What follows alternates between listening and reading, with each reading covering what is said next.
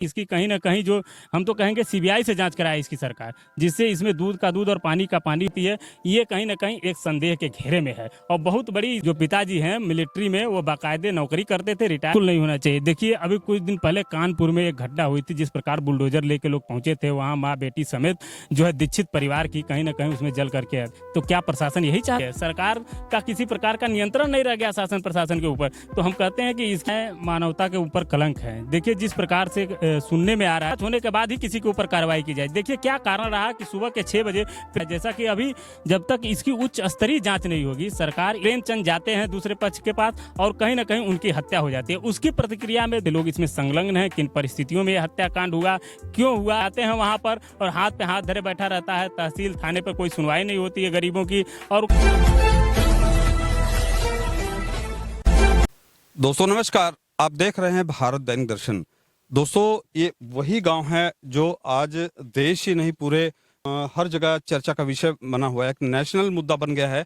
यहाँ पे प्रेम यादव जी की हत्या होती है और उसी में आप लोग जाने होंगे कि उधर 6 हत्याएं हो जाती हैं और 6 हत्याएं के बाद अब 2 लोग देख रहे हैं, यही खेत है आसपास जो आपको खेत दिखाई पड़ते हैं, थोड़ा सा दिखाइए। इन्हीं खेतों की वजह से, इसी जमीन की वजह से एक बहुत बड़ी घटना हो जाती है। लेकिन इस घटना के बाद जिस तरह से इसको राजनीतिक माहौल दिया जा रहा है, देखिए लखनऊ से कुछ लोग आए हैं, यादव सेना के लोग हैं जो उनके परिवार से मिलना चाहते हैं। सबसे पहले तो इनसे बात कर लेते हैं, उसके बाद उनके घर पे चलते हैं। जी यादव जी हैं, जी यादव जी भी साथ में आए हैं। जी इस घटना के बारे में क्या कहना चाहेंगे? देखिए ये बहुत ही दुखद और दुर्भाग्यपूर्ण घटना है, जो कहीं ना कहीं एक क्षेत्र को आग में सुलगा रही है।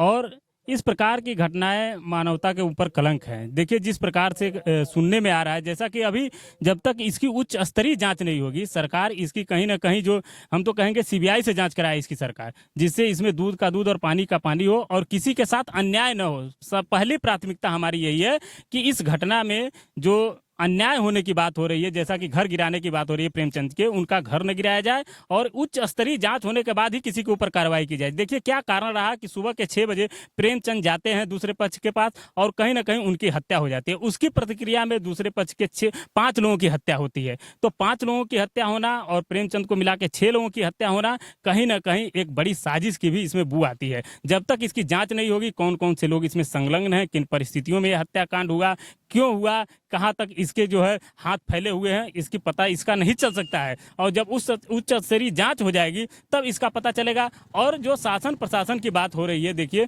निश्चित रूप से आज भूमि विवाद को लेकर के बहुत से गांव सुलग रहे हैं और शासन प्रशासन लोग जाते हैं वहां पर और हाथ पे हाथ धरे बैठा रहता है। तहसील थाने पर कोई सुनवाई नहीं होती है गरीबों की और कहीं ना कहीं वो वापस आ जाते हैं, वापस आते हैं, फिर एक दूसरे से मनमुटाव उनका रहता है। और सरकार भी इसमें किंग कर्तव्य विमूढ़ बनी हुई है। सरकार का किसी प्रकार का नियंत्रण नहीं रह गया शासन प्रशासन के ऊपर। तो हम कहते हैं कि इसकी उच्च स्तरीय जांच करा करके उसके बाद जो, देखिए आप जो प्रेमचंद हैं उनकी 3 बेटियां हैं, एक बेटा है उनका। अब 4 बच्चों के ऊपर से अगर पिता का साया उठ गया तो उन परिवार से समझ सकते हैं क्या परिस्थिति आज होगी। जिन बच्चों का खेलने कूदने का समय हो, जिस बेटे को कहीं ना कहीं वो दुलार प्यार करने का समय हो, वो आज अपने हाथ में पिता का कर्मकांड कर रहा है, तीर पकड़े हुए है। तो परिवार के ऊपर एक आफत आई हुई है। और उसके ऊपर से आपने देखा होगा प्रशासन ने उनको 1 दिन का मात्र नोटिस का मोहलत दिया था और जब उनकी पत्नी गई वहां पर तो कोई जिम्मेदार ऑफिसर नहीं मिला। तो आखिर शासन प्रशासन क्या चाहता है, सरकार क्या चाहती है, ये कहीं ना कहीं एक संदेह के घेरे में है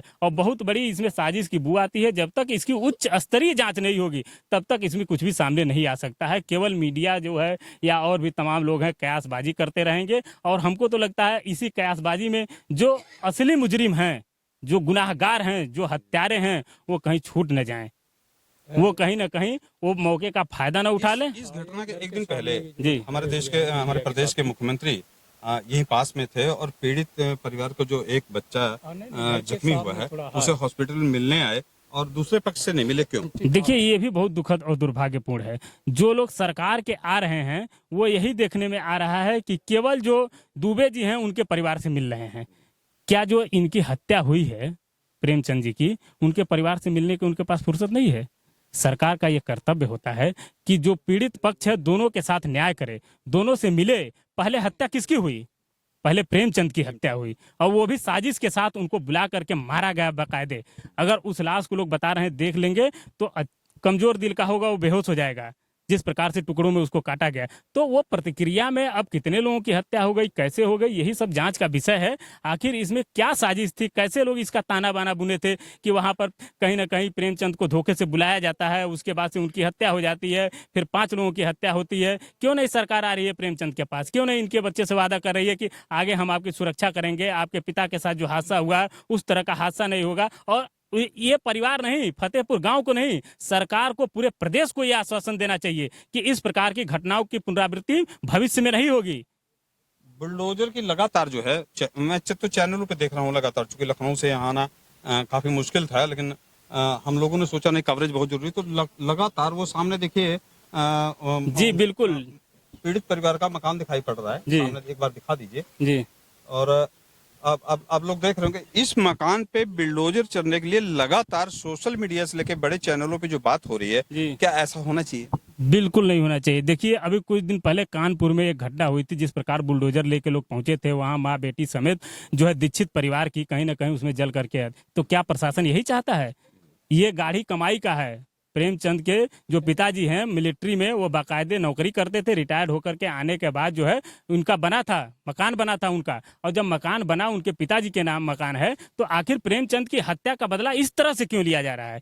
कि प्रेमचंद का क्या दोष था कि उनकी हत्या भी हुई और उनके ऊपर से उनके जो परिवार है, उनके बच्चे हैं, उनकी पत्नी विधवा हुई, उनके बच्चे अनाथ हुए, अब एक आशियाना है उसको भी सरकार छीनना चाहती है। ये तो घोर अन्याय होगा। अगर इस तरह की घटना होगी तो कहीं ना कहीं जो न्याय के ऊपर से लोगों का विश्वास उठ जाएगा। ऐसी घटना नहीं होनी चाहिए, बुलडोजर इस पे नहीं चलना चाहिए। हाँ, इसकी उच्च स्तरीय जांच हो, जो दोषी हो उनके ऊपर आप कार्रवाई करिए, क्योंकि इसमें दोनों पक्षों का भारी नुकसान हुआ है। भारत दैनिक दर्शन देखने के लिए आपको बहुत बहुत धन्यवाद। भारत दैनिक दर्शन की प्रस्तुति आपको कैसी लगी? भारत दैनिक दर्शन आपको सच्चाई से रूबरू करवा रहा हो तो वीडियो को आगे शेयर जरूर करें, लाइक करें, कमेंट करें, सब्सक्राइब करना ना भूलें। फेसबुक पर देख रहे हैं तो फॉलो जरूर करें।